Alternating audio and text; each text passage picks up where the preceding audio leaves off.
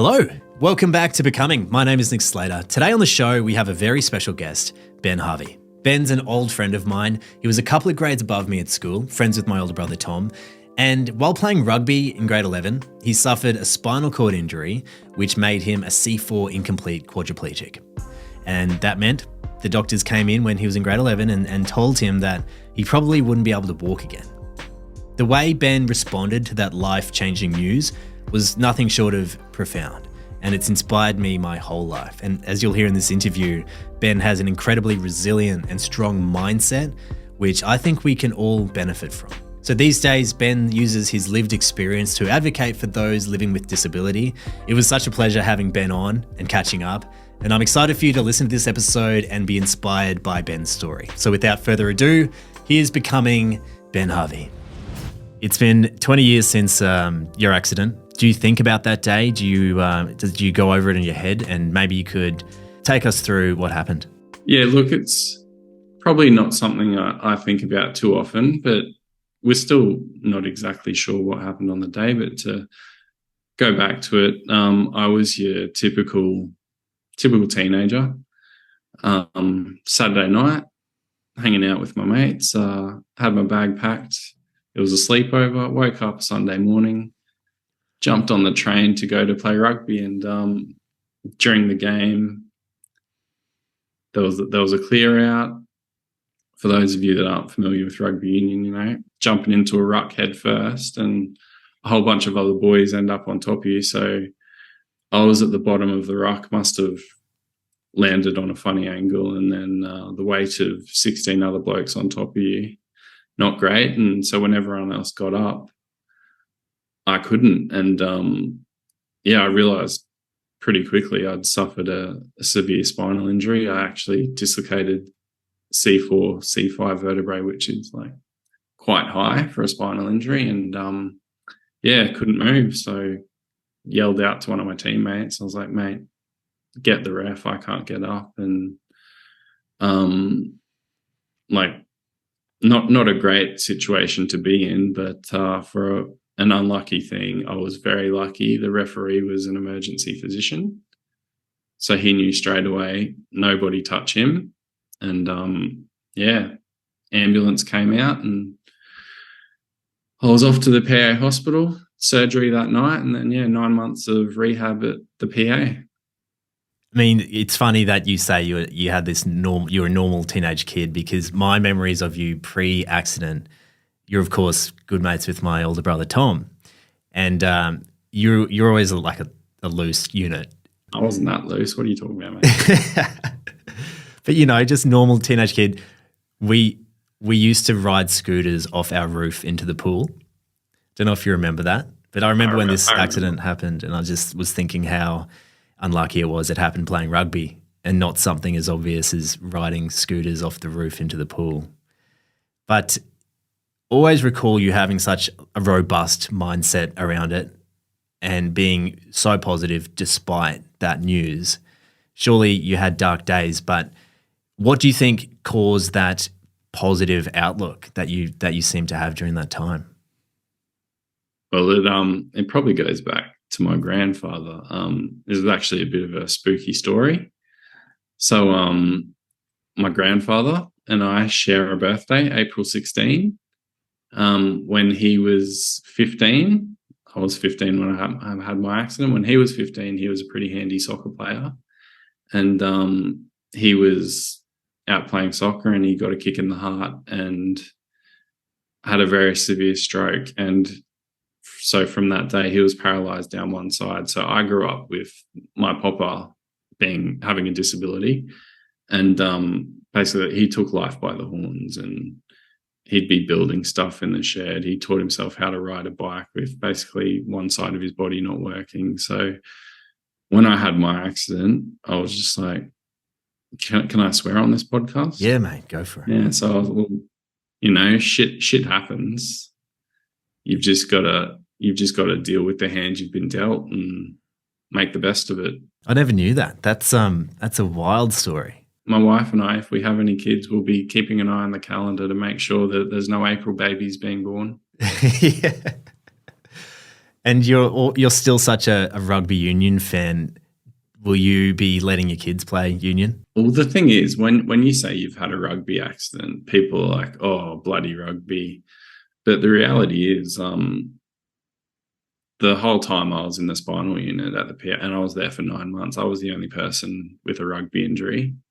If you were going to ask me how you're most likely to have a spinal, it's riding a motorbike high speed and having a crash, or being a Kiwi tourist and diving into a sandbar on the Gold Coast. Like that, there were multiple people that came through while I was there. So, like, I still love the game. My mum, not the biggest fan. She's told my wife and I, if you have kids, there's no way they're playing rugby. But we've had the discussion. I think, if you tell kids they can't do something, like you and I both know, if we were told don't do it, you're going to jump on the bus and say you're going to soccer practice, and They'll find a way. I don't know. Like it could go both ways as well. Like I could have boys, and they might grow up with a dad that's had a spinal injury playing rugby and think, oh, absolutely not. Or they might be like, well, dad loves the game. I'm going to play it for him. So I'm not going to tell them what to do, but I guess we'll just find out. Cross that bridge when it comes. That's it. So those early days in the hospital, do you remember when they told you that you might not be able to walk again? Yeah, it was pretty early. They came in and I was on my own, 15-year-old, so not great. Yeah, I think probably when they first told me, I was just like, oh, whatever. Because do you remember Nick Hanley? Mm-hmm.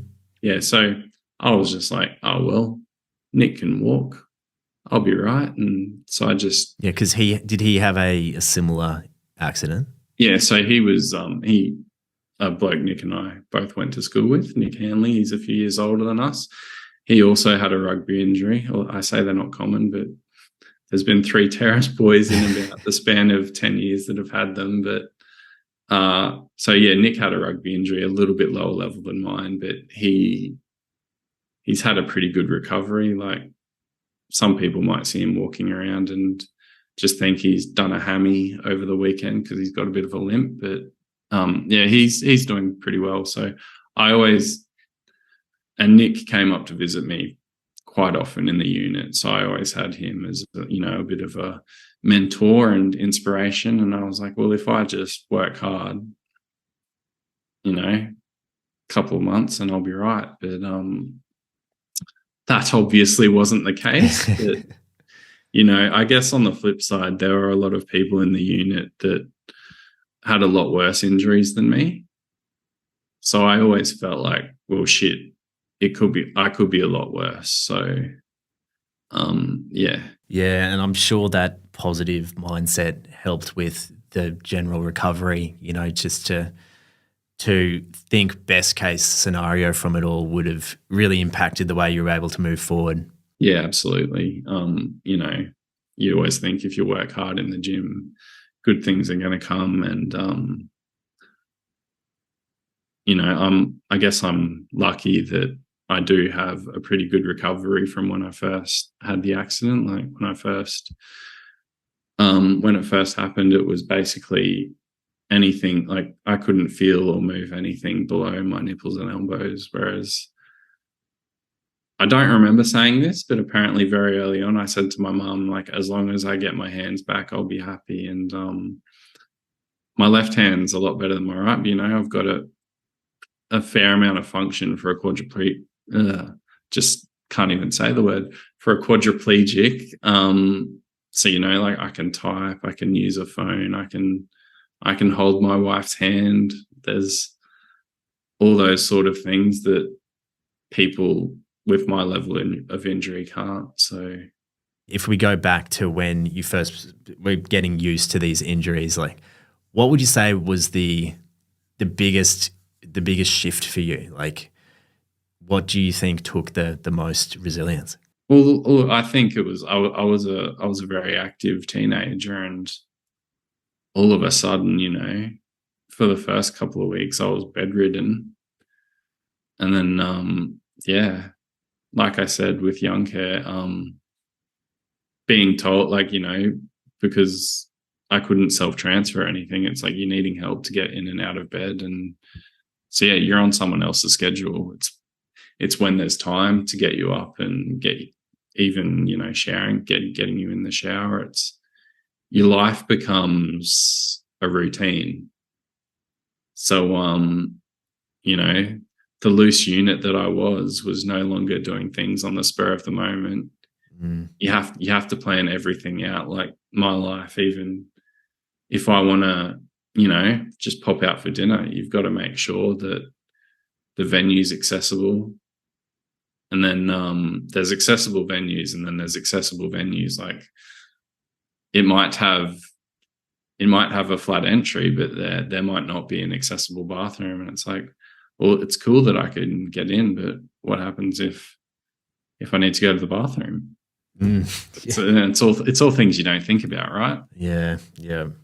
I also remember you had such a good friendship group at school, and part of that mindset was also like you kept doing normal stuff. You'd go to parties. You went to schoolies as well? Yeah, I went to schoolies. Yeah, so like you tried, I guess you always had that intention to not let it affect your life as much as you could. Yeah, and you say had, I'll say have, because, those boys are all still around. Like Timmy O'Shea, he's now Professor Timothy O'Shea, a biomedical engineer researching spinal injuries at O'Shea Lab in Boston University, which Ben Beer is now a spinal surgeon. Matt Roberts is now a urologist, because when I first had my injury, I had a lot of bladder problems. So, I did have very good friends, and I do have the same very good friends in my life. Like Tim flew back from Boston last year to be the best man at my wedding. So, yeah, I'm very fortunate that I had those boys, and I still do. And yeah, they helped me continue to live my life as a normal teenager as much as I could. Like we'd get to parties and there'd be stairs, and they'd be like, "No, fuck it, we'll just carry you up there." It's so cool that they've gone into that field. Tim's story is amazing. I've heard bits and pieces from my brother, but yeah, what's Tim working on over there? It's about repairing where the scar damage is in the spinal injury. So he's trying to reconnect the damaged spinal cord is probably the easiest way of saying it. Hectic. Yeah. I should know better, because I'm actually on his team as the spinal cord injury advocate, so that a lot of the students don't have a personal connection to someone with a spinal cord. They've just jumped in the lab as something that interests them. So I get on to, talk to them, give them a bit of real life experience, and then in turn, they try and teach me about the research, but it's very complicated. So I have probably butchered what he's doing, but glial cells, that's the important thing. That's what, that's what they're working with. Sounds a bit too smart for me, but yeah, that's incredible. Does he have hope, and have you been able to see through some of those conversations that they will make progress in that area? Yeah, look, I think progress will definitely be made. It's still a little ways off, but there's definitely potential in the stuff he's doing, because I don't think he'd be pursuing it if he didn't see some promise. Through that whole process, it's just the most unimaginable challenge. Did that teach you a lot about yourself and your mental endurance? Yeah, probably. Like as you said, I was a bit of your words, a bit of a loose unit. Things came pretty easily to me before my accident. I'm not going to say lazy, but I did. I was a pretty gifted athlete without too much training. So yeah, life became a lot harder, and I had to work a lot harder just for my day-to-day stuff. But yeah, it probably did teach me I'm a lot more resilient than I thought I was, and I can work hard when I have to. It was inspiring for me, and it's inspiring for everyone around you, just to see. I guess what stood out for me was that mindset and just how chill you were, and just how you just kind of took it on the chin and progressed and kept moving forward. And when you look at that, I guess you're grateful for what, not having that accident, but it inspires everyone else to work harder as well. I think our principal at the time did say, watch this group of boys, because Ben's probably going to give them a bit of a kick up the arse. And I think we set a record for the amount of OP1s for a year at Terrace for our graduating year, and a lot of those boys have gone on to be doctors. But you say, my chilled attitude and taking it on the chin, but it's like, what else are you going to do? Like, you can be bitter and twisted about it, but that's not going to change the situation. Would you have those days? I think they were few and far in between, but there was probably about a week in the spinal unit, and it was also probably because of the room that they had me in. I was with a bunch of old dudes, and it wasn't great, but they got me out of that room pretty quickly, and but I've never wanted to be a victim, because I don't need sympathy. My life's pretty good. You mentioned there were a bunch of old blokes in the spinal unit. Part of the challenge for people who require care is that oftentimes if they're young, they can get grouped in with aged care or put into facilities where it doesn't suit a young person. And this is the mission of Young Care, an organisation that you've been working for. Oh, what a segue. Mate, you're good at this. Yeah, I've recently done a few things with Young Care, which is a organisation that I don't know if you know this, but it was actually a bunch of Terrace boys started Young Care. I think it was 2005, because next year's their 20-year anniversary. So Young Care is an organisation that provides housing and support for young people with high needs disabilities. Like you said, people are in inappropriate housing, which could be a nursing home, it could be still in hospital, it could be a rehab centre, and Young Care's mission is to get these people out and living in the community, so having their independence back. So that could be, they build accessible housing accommodation, and they also provide grants to get people back home or into a more suitable home. So Young Care, I'm pretty stoked to be, as they say in their little bio about me when I was on their podcast recently, part of the Young Care family now. It's what they do is great. They're funded by donations, is that right?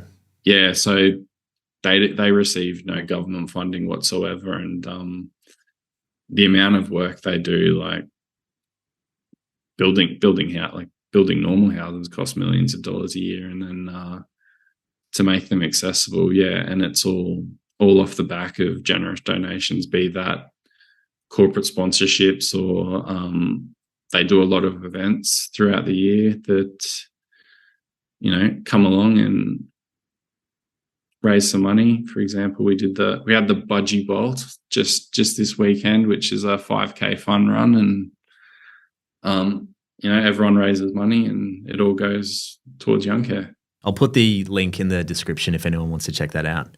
So Young Care, I mean, they probably weren't established when it first happened, hey, but do they play a pivotal role when kids do have those injuries now? Do you think that like having them there makes a huge shift?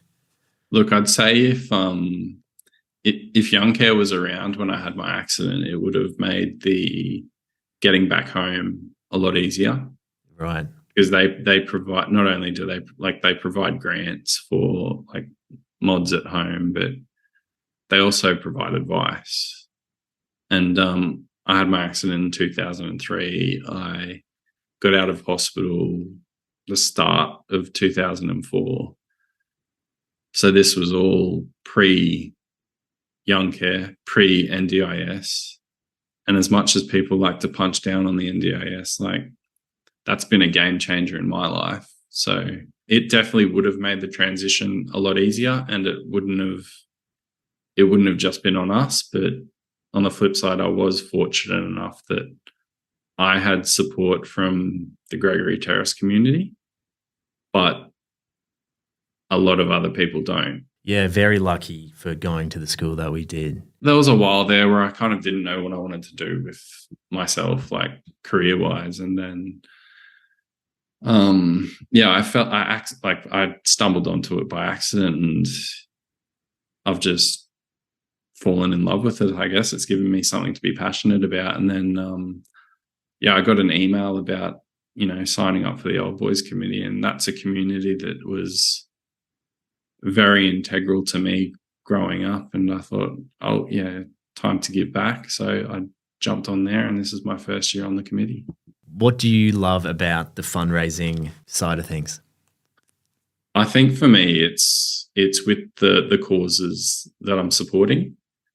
So there's Young Care, and then there's Hearts in Rugby Union, which is a charity that provides financial support to people that have had life-changing injuries from playing rugby, which is obviously me. I've actually been a beneficiary of Hearts in Union in the past. So the opportunity to give back to them, and then also the opportunity to advocate for people that need the support more than I do.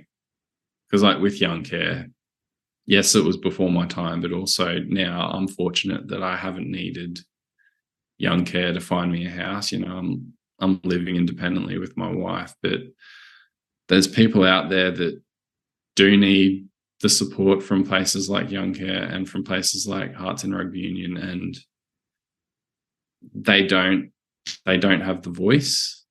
So for me to be the voice for the people that need the support more than I do, that's something that, I feel very lucky that I don't need it, and that I can help out those less fortunate. It's so cool to hear how you and the boys have all channeled this situation into making a positive change in this area. That's it. It can go either way, right? It can be, well, obviously, I was going to say it can be the worst thing that happened to you, or it can be the best thing that's happened to you. It definitely wasn't the best thing that's happened to me, but to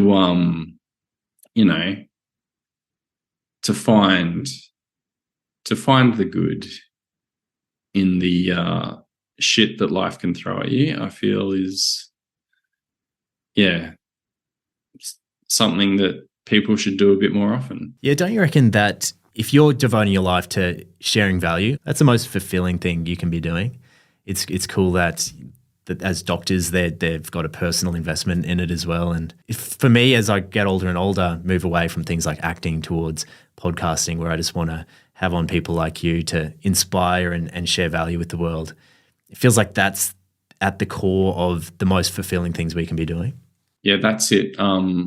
Like in my current role, I'm a disability advocate and advisor at a company called Forward Ability Support, and that's all about making the current company a bit more accessible for that, because they want to hire more people with disabilities, and they're like, how do we do that? And then getting out in the community to make the community a bit more disability aware as well.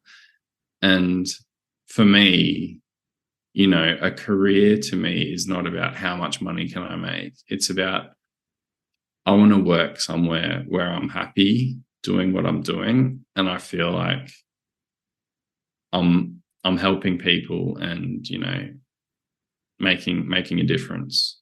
So, mate, I've noticed been doing the podcast rounds recently. Is this something that you're keen to keep doing moving forward? Yeah, look, being a guest is pretty easy, but we've been thinking. My wife is she's a big supporter of mine, and she's been thinking I should do my own. So the original plan was to set up one of the spare rooms in the unit as a little podcast studio, but look, life's been pretty busy this year. We've just bought a house, so we're in the process of settling that, and I think there's a shed in the backyard that has podcast studio written all over it. So yeah, maybe in a couple of months or at the start of next year, it might be Ben Harvey, no longer podcast guest, but podcast host for the role models. With that's a ROLL, little play on words. The Beautiful. Role Models podcast coming soon. My favorite thing about the pod is that it's a really good chance, a really good excuse to get to know people you otherwise wouldn't meet. Like, you have this excuse where you can slide into people's DMs on the other side of the world who might be in a completely different industry and say, mate, I'd love to get you on the pod. And then you can sit down for an hour with them. I just had a nutritionist on, and selfishly I was just asking questions that I was interested in. So as a tool for free nutrition advice, definitely recommend the pod. I'll start making a list of all the advice I need. Maybe I'll get some plumbers and electricians for the new house build. It's for a podcast. Yeah. Naturally, mate, you have such a inspiring presence with your story, and like we've been talking about, just the way you instinctively or innately handled that. But what advice would you have for someone going through a struggle? Doesn't have to be a spinal cord injury, but someone who's just in the pits, because a lot of people are at the moment. How can they tap into that strength and keep moving forward? Look, I think I don't want to be like, it's the only way to do it, but I just think, you just put one foot forward in front of the other. Or that's a bit rich coming from me who can't, but you can't just be like, oh, well, get over it, because for some people it's a pretty hard thing to get out of. But yeah, I just feel it's a lot easier to just be happy, because if you're going to complain about every little thing, like, things are just going to get worse. This is probably a terrible answer, but no, it's good, mate.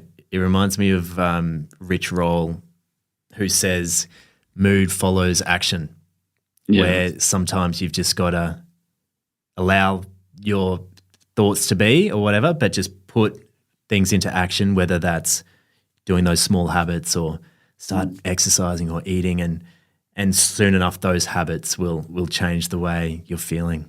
Mine's probably a bit less deep than that, but there's a Bill Burr clip goes around that I send to my wife occasionally, and it's like, just stop worrying about things. Like, if it hasn't happened yet, why are you worrying about it? And if it is going to happen, worry about it when it happens. Like, catastrophizing everything doesn't help anyone. So yeah, I always say we deal with it when it becomes a problem. Like, until then, it's not a problem. Yeah, cross that bridge when it comes. And I guess that's at the root of anxiety, when you're focused on the past or the future and you're ruminating over those thoughts, when really in the present moment you can handle anything and there's no point worrying about what could happen. That's it. And if you do worry about what could happen, then maybe you take no action. What would you say to that Ben Harvey who was riding scooters off roofs and stuff? And is there anything you'd say to him? I'd probably say April 6th, call in sick from rugby. No. Look, I think you can't think like that. And like I say to my wife, Melissa, like, if I didn't have my accident, probably never would have met you. And like, I can't imagine a life without her. So yeah, I just think if I went back to me riding off a scooter, I'd be like, do a flip, mate. Like, just keep doing what you're doing. Maybe wear a bit more clothes, because I do remember one of the stories that, you're talking about, and I think you got gifted a G-string by a bunch of young girls. I remember that now. Yeah, actually, that image of your us in a G-string just pleasantly come back to my mind. But it was a good ass. Very white. A little bit white. Could have done with a bit more tan. Look, the boys call me the elephant because I'll just bring out random memories, and they're like, "How do you remember that?" And I was like, "Mate, I remember everything."